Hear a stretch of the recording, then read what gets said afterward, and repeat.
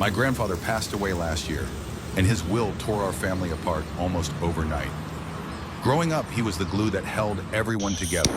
Sunday dinners at his house were non-negotiable. He taught me how to ride a bike, how to shake hands properly, and how to keep my word.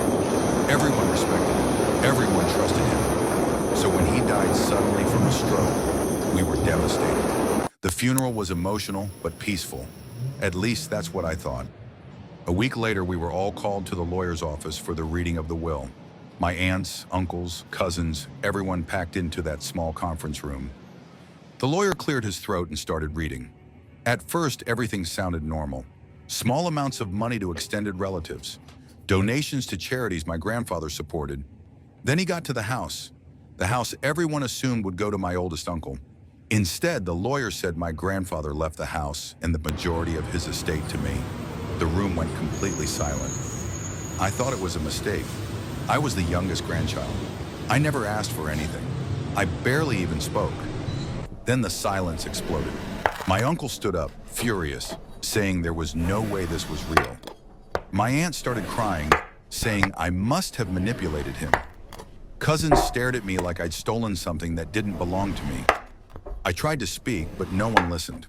The lawyer explained the will had been updated 6 months before my grandfather died, signed, witnessed, and legally valid. That's when my uncle slammed his hand on the table and said he was contesting it.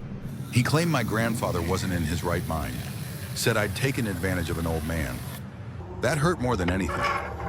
Over the next few weeks, things got ugly fast. Lawyers got involved.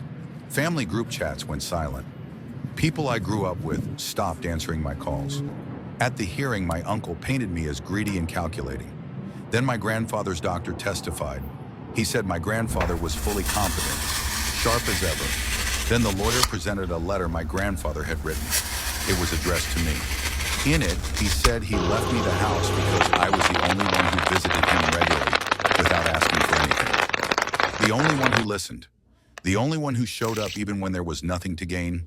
The room went quiet again, but this time it was different. The judge ruled the will valid. Case closed. I won. But it didn't feel like winning.